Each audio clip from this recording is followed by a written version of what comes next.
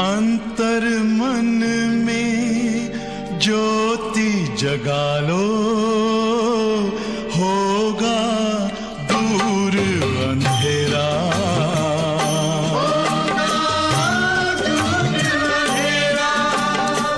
शिव का कर लो ध्यान, आ रहा पावन पुण्य सवेरा।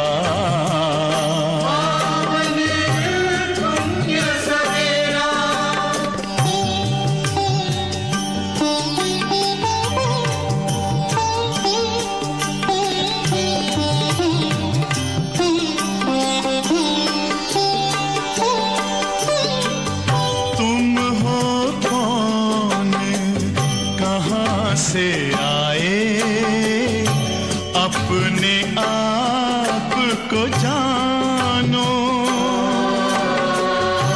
राजयोग के द्वारा अपना परम पिता पहचानो।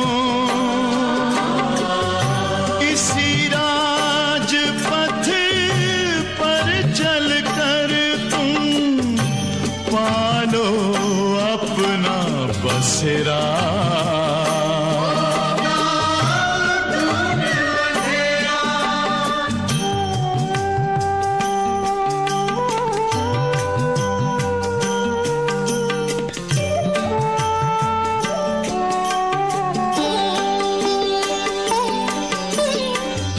तुम हो आत्मा तन से न्यारे, परमात्मा को प्यारे।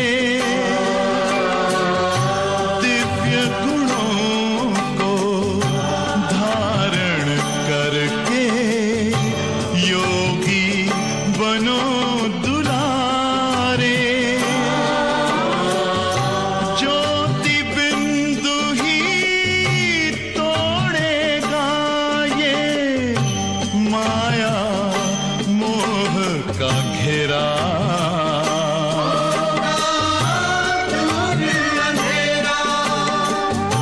अंतर मन में ज्योति जगा लो, होगा दूर अंधेरा।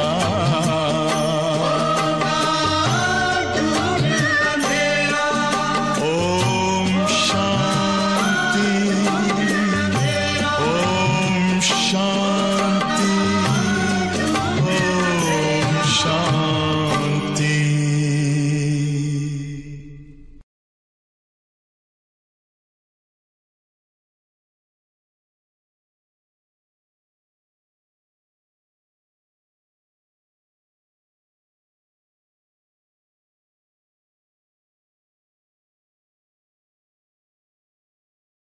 ओम शांति। मुरली की तारीख है 17/8/2020। बाबा कहते बच्चे तुम रूहानी सेवा पर अभी उपस्थित हो। बाबा के साथ साथ तुम भी रूहानी सेवा करते हो। बाबा तुम बच्चों पर ज्ञान की वर्षा करते हैं, जिनसे हम बच्चे शीतल भी हो जाते, ठंडे हो जाते हैं। और फिर बाबा कहते देखो भक्ति मार्ग है सूखा, धरती जो है ना वो सूखी हो गई, लेकिन बाबा जब ज्ञान वर्षा वर्षाते हैं ना तो हरा भरा हो जाता है, स्वर्ग आ जाता है। धरती जो है वो जैसे हरी भरी हो जाती, सब्ज सब्ज हो जाती है।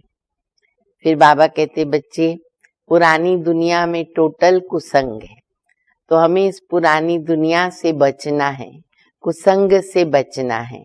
और बाबा जो सत्संग सत्य का संग है उसी संग के अंदर रहना है। तब हम बच्चों के अंदर दैवी गुण भी आते हैं और हम अपनी आत्मा को बाबा की याद में, बाबा के संग में पतित से पावन बना सकते हैं। तो बाबा की मुरली सुनेंगे। मीठे बच्चे, ज्ञान सागर बाप आए हैं, ज्ञान सागर बाप आए हैं, ज्ञान वर्षा करके इस धरती को सब्ज बनाने, ज्ञान वर्षा करके इस धरती को सब्ज बनाने। अभी स्वर्ग की स्थापना हो रही है, उसमें चलने के लिए दैवी संप्रदाय का बनना है। बाबा जो अच्छी दुनिया बना रहे, स्वर्ग बना रहे, सब्ज दुनिया बना रहे, तो बाबा कहते बच्चे उसके लिए देवता बनना पड़े, दैवी संप्रदाय बनना है। प्रश्न है, सर्वोत्तम कुल वाले बच्चों का मुख्य कर्तव्य क्या है? सर्वोत्तम कुल वाले बच्चों का, हमारा भी सर्वोत्तम कुल है ब्राह्मण कुल, फिर बनेंगे दैवी कुल वाले, तो बाबा कहते उनका मुख्य कर्तव्य क्या है? तो उत्तर है सदा ऊंची रूहानी सेवा करना। हम ब्राह्मणों का सर्वोत्तम कुल और हमारा कर्तव्य क्या है, धर्म कर्म क्या है? रूहानी सेवा करना। यहाँ बैठे व चलते फिरते, वंडरफुल सेवा है। यहाँ बैठे व चलते फिरते, खास भारत और आम सारे विश्व को पावन बनाना, श्रीमत पर बाबा के मददगार बनना, ये है सर्वोत्तम ब्राह्मणों का कर्तव्य। बाबा की श्रीमत पर चलना, अपने को पावन बनाना और खास भारत और विश्व आम सारे दुनिया को हमें पावन बनाना है। तो इतनी बड़ी जवाबदारी बाबा ने हम बच्चों को दी है, विश्व कल्याणकारी बनाया है। तो इसीलिए बाबा कहते हैं हमारा है ये रूहानी सेवा करने का कर्तव्य। गीत बहुत अच्छा बाबा जो मुरली में चला है, बाबा हमेशा उनके ऊपर बताते हैं कि जो पिया के साथ है उनके लिए ज्ञान की बरसात है। ओम शांति। मीठे मीठे रूहानी बच्चों प्रति रूहानी बाप समझा रहे हैं, जो रूहानी बाबा के साथ हैं, क्योंकि बाप है ज्ञान का सागर। कौन सा बाप ज्ञान का सागर है? दो बाप है हमारे सामने ना, बाप दादा। तो कौन सा बाप ज्ञान का सागर है? शिव बाबा। ब्रह्मा बाबा को ज्ञान का सागर तो नहीं कहेंगे। शिव बाबा जिसको परम पिता परमात्मा कहा जाता है, तो एक है लौकिक जिस्मानी पिता और दूसरा है पारलौकिक पिता। वो है रूहानी पिता, वह शरीर का पिता और वो आत्माओं का पिता। तो ये बड़ी अच्छी रीत समझने की बातें हैं और ये ज्ञान सुनाने वाला है ज्ञान का सागर बाबा। जैसे भगवान सबका एक है ना, वैसे ज्ञान भी एक ही दे सकते हैं। गॉड इज वन कहा जाता, तो सारी दुनिया मानती है। तो बाबा कहते ये पॉइंट अच्छी है कि जैसे आप सब मानते भी हो कि भाई भगवान एक है, इसी प्रकार जो नॉलेज देने वाला वो भी एक ही बाबा है। बाकी जो शास्त्र गीता आदि पढ़ते हैं, भक्ति करते हैं, वो कोई ज्ञान नहीं है, उनसे कोई ज्ञान वर्षा नहीं होती है। इसीलिए भारत जो है ना बिल्कुल सूख गया, वर्षा नहीं हो रही है ज्ञान की भक्ति मार्ग के अंदर। तो बाबा कहते भारत पूरा सूख गया, कंगाल हो गया, वह बरसात भी नहीं पड़ती है। तो क्या होता है, ये जो बारिश की अभी मौसम चल रही है, तो बाबा कहते हैं अगर ये बारिश नहीं पड़ती तो क्या होती है, जमीन आदि सब सूख जाती है ना। तो वो है भक्ति मार्ग, उसको ज्ञान मार्ग नहीं कहेंगे। ज्ञान से तो स्वर्ग की स्थापना होती है, वहां हमेशा धरनी सब्ज रहती है, कभी सूखती नहीं। स्वर्ग में हमेशा धरती सब्ज रहती। तो ये है ज्ञान की पढ़ाई। ईश्वर बाप ज्ञान देकर दैवी संप्रदाय बनाते। बाप ने समझाया है, मैं तुम सभी आत्माओं का बाप हूं, परंतु मुझे और मेरे कर्तव्य को न जानने के कारण मनुष्य इतने पतित, दुखी और निधन के बन गए, आर्फन बन गए। और निधन के हैं, आर्फन है, इसीलिए क्या होता है, आपस में लड़ते रहते हैं। कोई धनी नहीं है, मालिक नहीं है, माता पिता नहीं होते, बच्चे लड़ते रहते हैं। घर में बाप नहीं होता तो क्या करते बच्चे? हाँ, जैसे ही माता पिता, आज की दुनिया में भी माता पिता ने शरीर छोड़ा तो प्रॉपर्टी के लिए, अन्य बातों के लिए लड़ना शुरू हो जाते हैं। तो बाबा कहते घर में बाप नहीं होता है, बच्चे लड़ते हैं। तो जब बच्चे लड़ते हैं ना, तो कहते हैं, दूसरे कोई व्यक्ति कहते हैं, तुम्हारा बाप है या नहीं है? तो इस समय सारी दुनिया ही बाबा को नहीं जानती है, सारे निधन के, और न जानने के कारण इतना दुर्गति हो गई। जानने से सदगति होती है।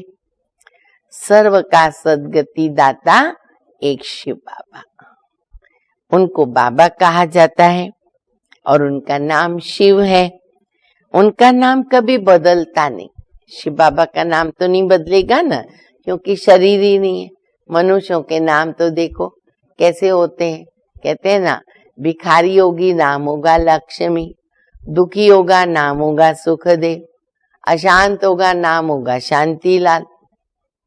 लेकिन बाबा कहते बच्चे, मेरा जो नाम है वो गुणवाचक कर्तव्य बोधक है, शरीर ही नहीं है तो नाम बदलता नहीं है। जब सन्यास करते हैं तो नाम बदलते। सन्यासी जब घर बार छोड़ते हैं, सन्यास करते हैं, अपना नाम बदलते हैं। अच्छा, फिर दूसरा, शादी में भी कुमारी का नाम बदलते।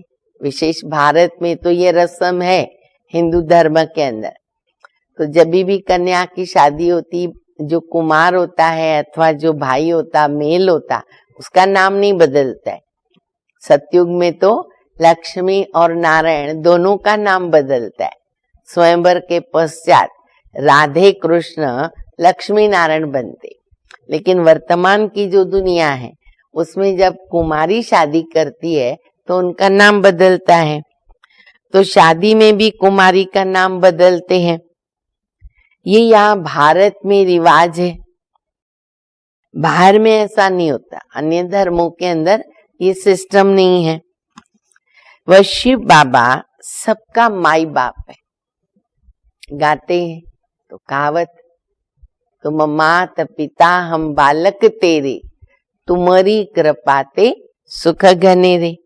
भारत में पुकारते हैं कि तुम्हारी कृपाते सुख घनेरे मिलेंगे। अब ऐसे नहीं कि भक्ति मार्ग में भगवान कृपाई करते आए, नहीं, भक्ति में सुख घनेरे होते नहीं है। जब बाबा आवे, माता पिता बनते, हम बच्चे उनके बनते हैं, तो हमें सुख घनेरे मिलते हैं। बच्चे जानते हैं स्वर्ग में बहुत सुख है, इसलिए सारा दिन क्या याद करें, अपना घर और आने वाली नई दुनिया। बहुत सुख है क्योंकि वो नई दुनिया है। पुरानी दुनिया में तो दुखी होता है। जो जीते जी अच्छी तरह मरे हुए हैं ना, उनके नाम बदल सकते हैं। बाबा कभी कभी विचार बताते रहते हैं। अब देखो शुरू में क्या था, कितने अच्छे अच्छे नाम, ऊपर से वतन से खास हम फिक्स संदेशी लेके आई, बहुत अच्छे अच्छे नाम। उनकी लिस्ट भी मधुबन के अंदर है। तो दादियों के नाम देखो, नाम पढ़ के ही आनंद आ जाता है, प्रसन्नता हो जाती। प्रकाश मणि दादी, रतन मोहिनी दादी, कितने सुंदर नाम है, कोई को कल्पना भी नहीं आएगी। फिर बाबा कहते बच्चे माला नहीं बनती है, गड़बड़ होता है, नाम बदली किए, वो भी कोई कोई बाबा को छोड़ के चले गए, इसलिए फिर बाबा नाम नहीं बदलते हैं। तो बाबा कहते हैं कि जो अच्छी तरह मरे हुए हैं, अर्थात बाबा का बनकर जीते जी मरे हैं, अपनी जीवन पूरा परिवर्तन किया है, श्रीमत पर चलते हैं, तो उनके नाम बदल सकते हैं। परंतु माया जीत लेती है, माया उनको फिर भाप कर लेती, भरोसा किसका नहीं है। तो ब्राह्मणों के बदले फिर वो शूद्र बन जाते हैं ना, तो इसीलिए बाबा नाम नहीं रखता है। हम कितना भी बाबा को गारंटी देंगे अपनी, फिर भी भरोसा है क्या? नहीं भरोसा है। सामने सामने देख रहे, इतने बरस हो गए, इतने 84 बरसों में कितने ढेर बाबा के बच्चे ऐसे हैं जो बाबा के बन करके फिर मायावी दुनिया में चले गए। उसमें से भले कई वापिस भी आते हैं, लेकिन शादी कर लिया, अपनी जीवन बर्बाद कर लिया, तो कितने बाबा के बच्चे चले गए। तो ये सिलसिला आने का जाने का, आने का जाने का चलता रहता है। तो इसलिए बाबा नाम नहीं बदल रहे हैं। ब्राह्मणों की माला भी होती नहीं है।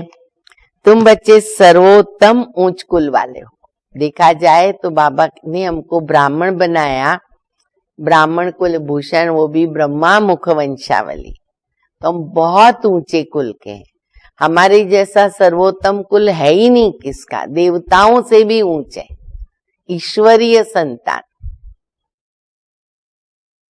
ऊंच रूहानी सेवा करते हो।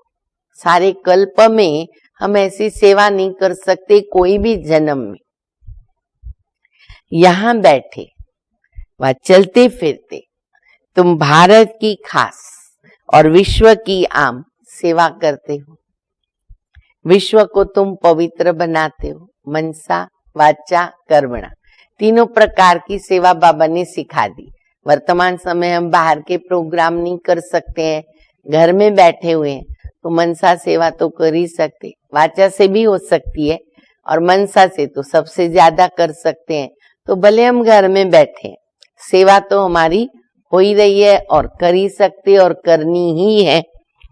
तो विश्व को तुम पवित्र बनाते हो, तुम बाबा के मददगार हो। बाप की श्रीमत पर चलकर तुम मदद करते हो। ये भारत ही पावन बनने का है। तुम कहेंगे हम कल्प कल्प इस भारत को पवित्र बनाकर पवित्र भारत पे राज्य करते हैं। ब्राह्मण से फिर हम भविष्य में देवी देवता बनते हैं। विराट रूप का चित्र भी है। प्रजापिता ब्रह्मा के बच्चे ब्राह्मण ठहरे ना। ब्राह्मण तब होंगे जब प्रजापिता सन्मुख होगा, एडाप्ट करेगा। अभी तुम सन्मुख हो। तुम हर एक प्रजापिता ब्रह्मा की औलाद अपने को समझते हो।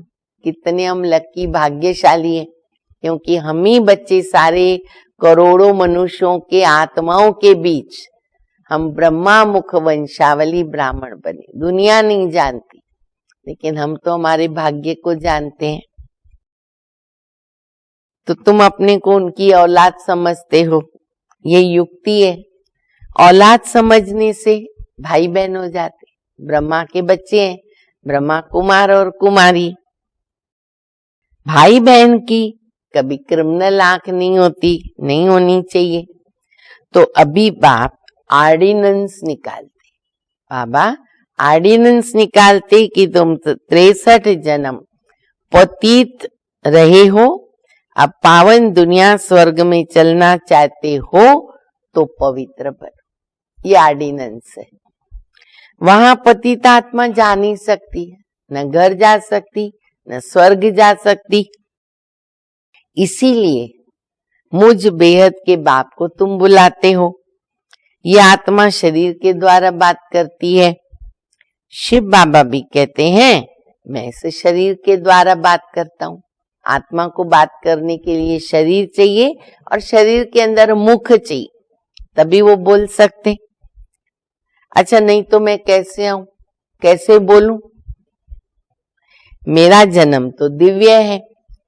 सतयुग में है दैवी गुण वाले देवताएं और इस समय है आसुरी गुण वाले मनुष्य।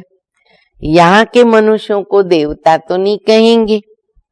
फिर भल कोई भी हो, नाम तो बहुत बड़े बड़े रख देते। सन्यासियों के तो कितने बड़े बड़े नाम, लंबे लंबे नाम भी होते हैं। साधु अपने को श्री श्री कहते, एक श्री भी नहीं, सिंगल श्री भी नहीं। हम बाबा कहते देखो भगवान की डिग्री भी ले लिया, तो डबल श्री, श्री श्री कहते हैं। और मनुष्यों को फिर क्या कहते हैं? श्रीमान श्रीमत, साइन करते हैं ना, श्रीमान श्रीमती। तो वो सिंगल बना दिया श्री, और साधु संत हो गए डबल श्री। क्योंकि खुद मनुष्यों की भेंट में पवित्र हैं, इसलिए अपने को डबल श्री कहते। ये मुरली का राज है आज का। सिंगल श्री मनुष्य, डबल श्री साधु क्यों? क्योंकि उनकी भेंट में वो पवित्र अपने को मानते हैं, पर हैं तो वो भी मनुष्य। बल विकार में नहीं जाते हैं, परंतु विकारी दुनिया में तो है ना। तुम भविष्य में निर्विकारी दैवी दुनिया में राज्य करेंगे, होंगे वहां भी मनुष्य।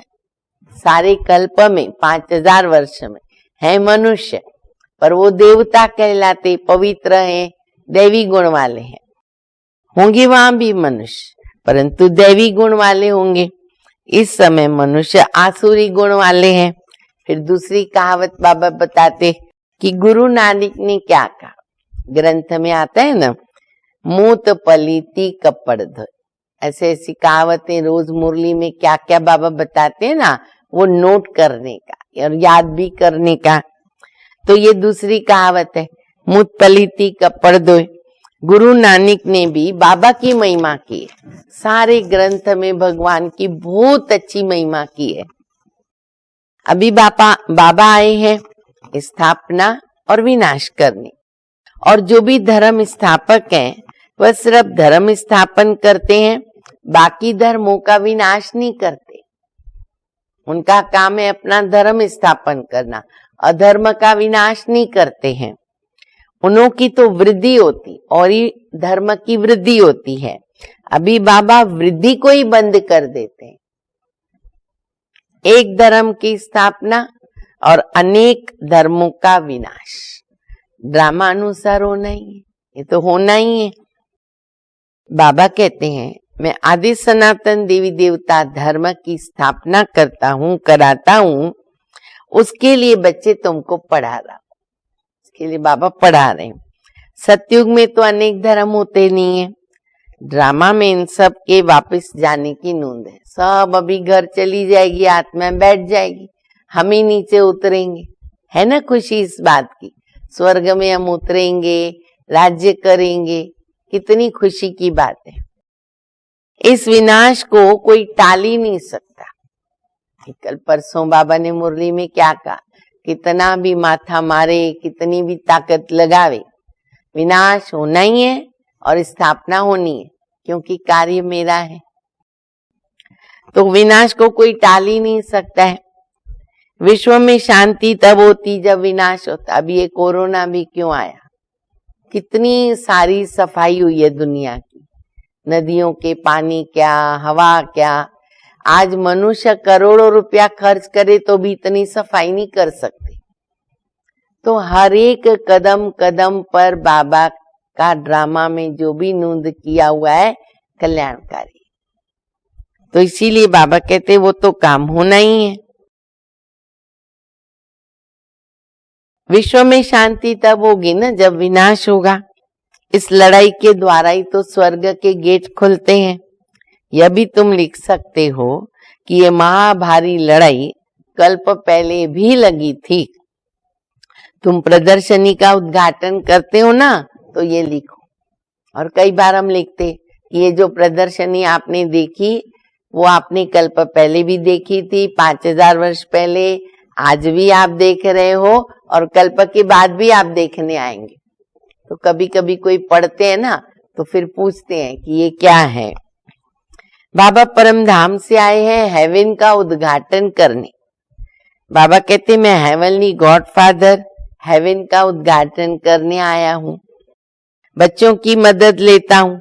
उद्घाटन कैसे करेंगे बाबा, किसकी मदद लेंगे, वो तो बिंदी है। तो बाबा हम बच्चों की मदद लेते हैं स्वर्गवासी बनाने के लिए। इतनी सब आत्माओं को पावन भला कौन बनाएगा? ढेर आत्माएं हैं, घर घर में तुम ये समझा सकते हो। भारतवासी तुम सतो प्रधान थे, फिर 84 जन्मों के बाद तुम तमो प्रधान बने, अभी फिर सतो प्रधान बनो। और उसके लिए मंत्र है मन मना भव, सतो प्रधान बनने का। ऐसे मत कहो कि हम शास्त्रों को नहीं मानते, सीधा किसको बोल दिया, नहीं। बाबा सिखाते हैं, बोलो शास्त्रों को और भक्ति मार्ग को तो हम मानते थे, परंतु अभी ये भक्ति मार्ग की रात पूरी हुई है, ज्ञान से दिन शुरू होता है। बाबा आया है सद्गति करने के लिए, तो समझाने की भी तो बड़ी युक्ति चाहिए ना। ये भी बहुत बाबा कहते युक्ति सीखनी चाहिए, बुरा भी नहीं लगे। कहते हैं ना कि सांप भी मरे और लाठी भी न टूटे, अपनी बात बता भी देने का और भक्ति की निंदा भी नहीं करने का।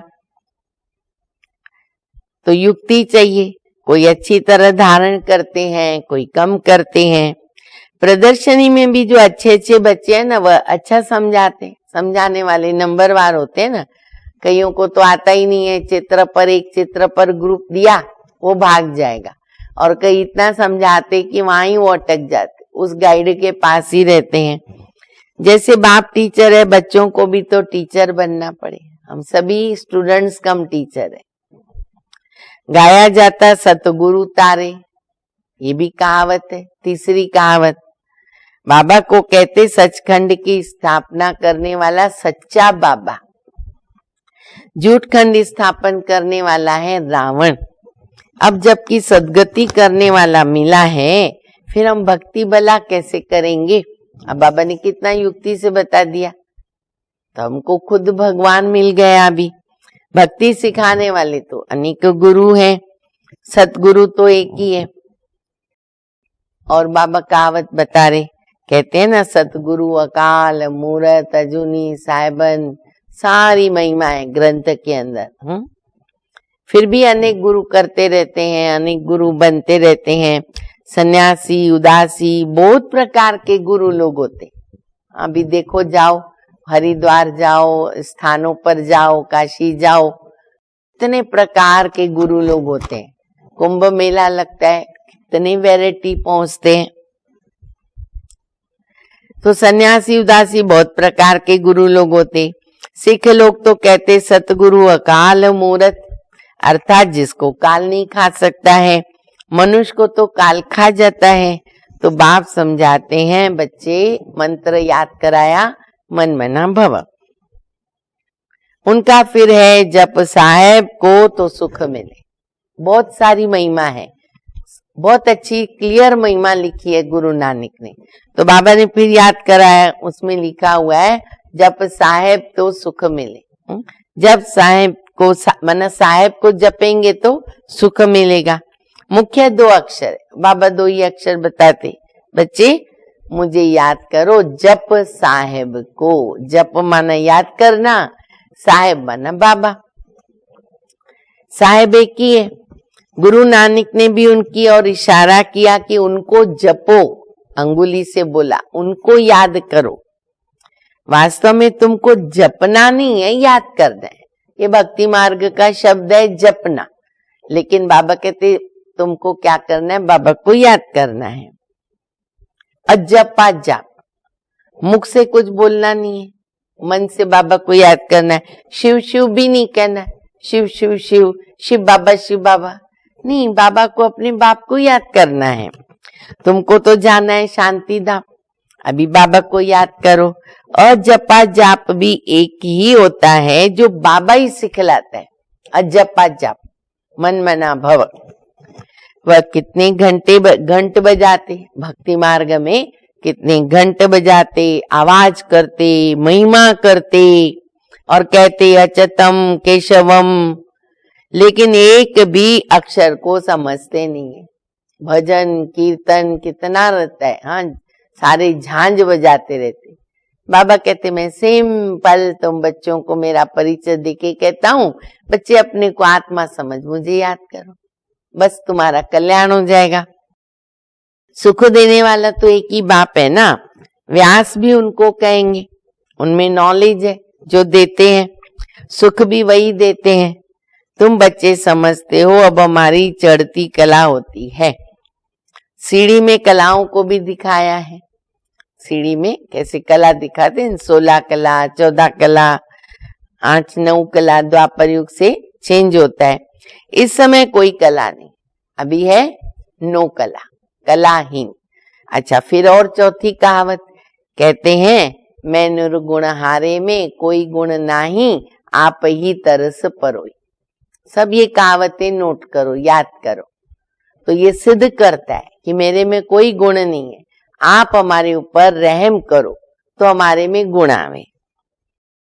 फिर एक निर्गुण संस्था भी है, उस संस्था ने अपना नाम रख दिया है।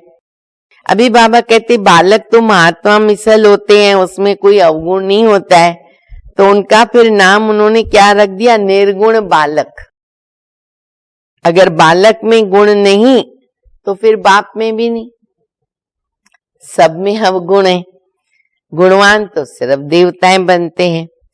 नंबर 1 अवगुण कौन सा है, जो सभी के अंदर है, दुनिया के अंदर कौन सा अवगुण है? देखो सोचो बाबा क्या बोलता होगा, किसको आता है? जिसको आता है वो बताओ, हाथ ऊपर करो, बाबा को बताओ, मैं भी देख रही हूं। बाबा कहते हैं सबसे बड़ा अवगुण जो सबके अंदर है,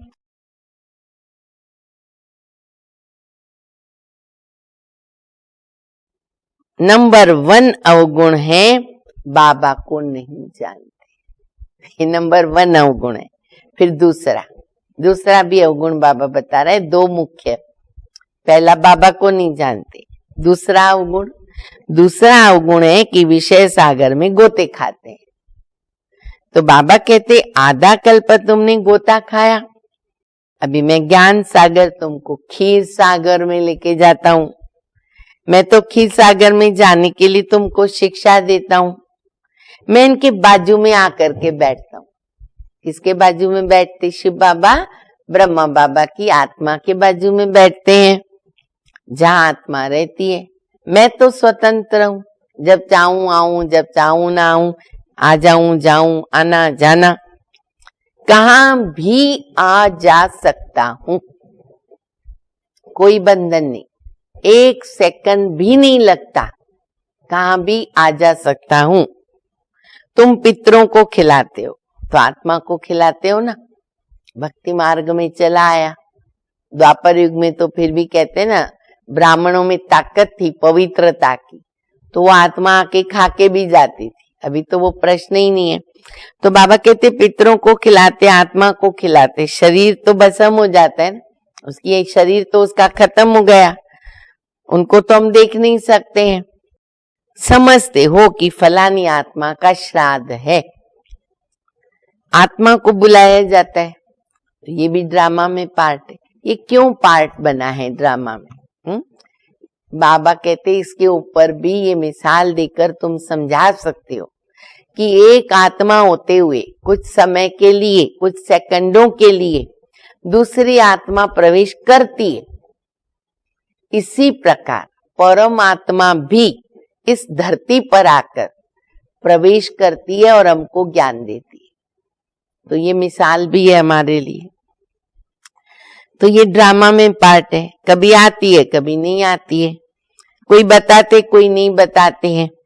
यहां भी आत्मा को बुलाते हैं, आकर के बोलती है, परंतु ऐसे नहीं बताती कि फलानी जगह जन्म लिया। ये कोई नहीं बोलेगा कि मैंने इधर जन्म लिया, उसके घर में, मेरा घर इधर है। हाँ, सुखी हूं, दुखी हूं, ये थोड़ा बहुत फिर भी मालूम पड़ता है। सिर्फ इतना कहेगी हम बहुत सुखी हैं, अच्छे घर में जन्म लिया। अच्छे ज्ञान वाले बच्चे अच्छे घर में जाएंगे। अगर बाबा के बच्चे जाते हैं, अब तो हजारों चले गए, शायद लाख भी हो गए, तो वो किधर जाएंगे?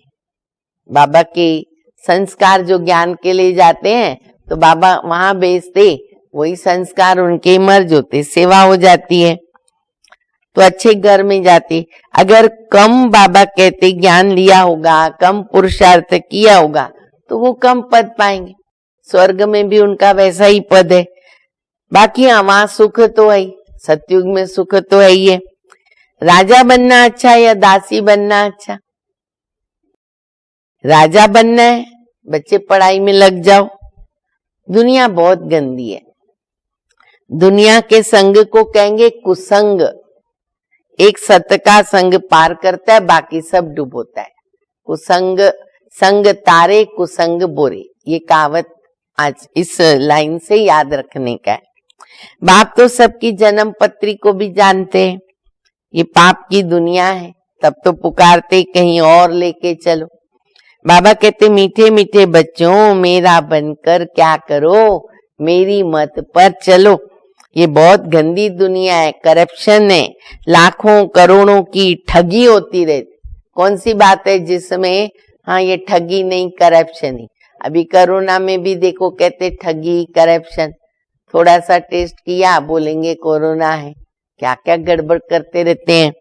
अभी बाबा आए हैं बच्चों को स्वर्ग का मालिक बनाने, अथाह खुशी होनी चाहिए। वास्तव में ये है सच्ची गीता। फिर प्रायलोप हो जाएगा ज्ञान ये तो हम बच्चों का जो बाबा देते। अभी तुमको ये ज्ञान है, फिर दूसरा जन्म लेंगे ज्ञान खलास, फिर है प्रारब्ध। तुमको पुरुषोत्तम बनाने के लिए बाबा पढ़ाते हैं। अभी तुमने बाबा को जाना, अब अमर कथा की यात्रा होती है ना, अमरनाथ की यात्रा पे जाते लोग, बोलो जिनको सूक्ष्म वतन में दिखाते हो वो फिर स्थूल वतन में कहाँ से आया? पहाड़ आदि तो यहाँ होते हैं ना, वहां पति कैसे जा सकते हैं? जो पार्वती को बैठ के ज्ञान देते हैं, बर्फ का लिंग बैठ करके हाथ से बना लेते हैं, वो तो कहाँ भी बना सकते हैं। मनुष्य कितने धक्के खाते, समझते नहीं कि शंकर के पास पार्वती कहाँ से आई जो उनको पावन बनाएंगे। शंकर को कोई परमात्मा है नहीं, वो तो देवता है। मनुष्यों को कितना समझाया जाता फिर भी समझते नहीं, पारस बुद्धि बन नहीं सकते। प्रदर्शनी में कितने आते कहेंगे नॉलेज तो बहुत अच्छी है, सबको लेनी चाहिए। ये तो कॉमन लोग भी कहते, वीआईपी भी कहते, सबको मिलनी चाहिए। अरे तुम तो लो, दूसरों के लिए कह रहे हो, पहले तुम तो लो। तो क्या कहेंगे, हमको फुर्सत नहीं है, फुर्सत नहीं है। प्रदर्शनी में ये भी लिखना चाहिए कि इस लड़ाई के पहले बाप स्वर्ग का उद्घाटन कर रहे हैं, विनाश के बाद स्वर्ग के द्वार खुल जाएंगे। बाबा ने कहा था हर एक चित्र में लिखो पारलौकिक परम पिता परमात्मा त्रिमूर्ति शिव भगवानु वच। हम छूटे भाई, कौन ज्ञान सुना रहा है? देखो लिखा हुआ है, बाबा कहते लिखो पारलौकिक परमपिता परमात्मा त्रिमूर्ति शिव भगवानु वच। त्रिमूर्ति न लिखने से कहेंगे वो तो निराकार है, ज्ञान कैसे देगा? समझाया जाता है कि ये पहले गोरा था, कृष्ण था, फिर सांवरा बना, अब तुमको मनुष्य से देवता फिर बनाते, फिर रिपीट होती है हिस्ट्री।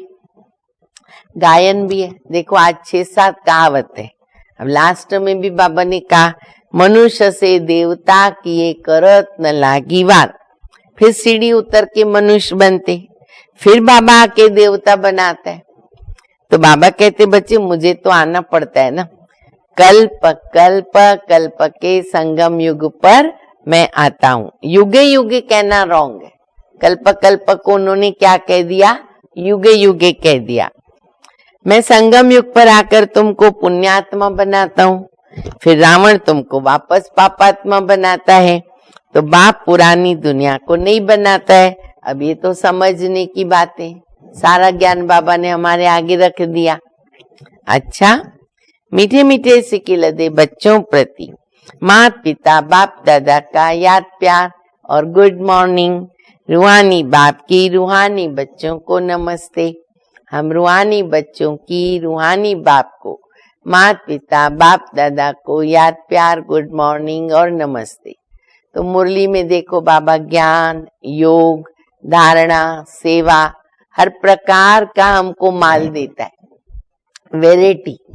तो बाबा कहते बच्चे सब अच्छी तरह मनन करो, चिंतन करो, सेवा करो। खास भारत विश्व का आम सब सेवा करनी, रूहानी सेवाधारी हैं हम लोग, और अपना ऊंच पद बनाना है। और एक ही मंत्र याद रखना है, जप साहेब को मन मना भव। अच्छा, धारणा के लिए मुख्य सार है, पहला बाप के समान टीचर बनना है। हम सब हैं स्टूडेंट्स कम टीचर, बाप के समान टीचर बनना है। बड़ी युक्ति से सबको इस झूठ खंड से निकालकर सच खंड में चलने के लायक बनाना है। दूसरा, दुनिया का संग कुसंग है, इसलिए कुसंग से किनारा करके एक सत का संग करना है, बाबा का संग। ऊंच पद के लिए इस पढ़ाई में लग जाना है और एक बाप की मत पर ही चलना है। वरदान है, संतुष्टता द्वारा सर्व से प्रशंसा प्राप्त करने वाले सदा प्रसन्न चित्त भव। संतुष्टता द्वारा सर्व से प्रशंसा प्राप्त करने वाले सदा प्रसन्न चित्त भव। संतुष्टता की निशानी प्रत्यक्ष रूप में प्रसन्नता दिखाई देगी। मान लो हम संतुष्ट हैं तो उसकी निशानी हमारे चेहरे पर क्या दिखेगा? प्रसन्नता, खुश। और जो सदा संतुष्ट प्रसन्न रहते हैं ना, उनकी हर एक प्रशंसा जरूर करेगा। नेचुरल है, वो सबको प्यारा लगेगा। तो प्रशंसा प्रसन्नता से ही प्राप्त कर सकते हो, इसलिए सदा संतुष्ट और प्रसन्न रहने का विशेष वरदान स्वयं भी लो, औरों को भी दो, क्योंकि इस यज्ञ की अंतिम आहुति सर्व ब्राह्मणों की सदा प्रसन्नता। चेहरे पे थोड़ी भी ऐसी झलक न हो कि प्रसन्नता गायब हो जाए, देख के सब खुश हो जाए। जब सभी सदा प्रसन्न रहेंगे ना, तो प्रत्यक्षता का आवाज गूंजेगा, अर्थात विजय का झंडा लहराएगा। स्लोगन है, डायमंड बनकर डायमंड बनने का मैसेज देना। खुद डायमंड बनना, दूसरों को डायमंड बनाना, वो डायमंड बनने का मैसेज देना ही डायमंड जुबली मनाना है। अब तो हमारी डायमंड जुबली भी हो गई, सब कुछ हो गया, समय आ गया अभी संपन्न बनकर, बाप समान बनकर बाबा के साथ अभी घर चलने का।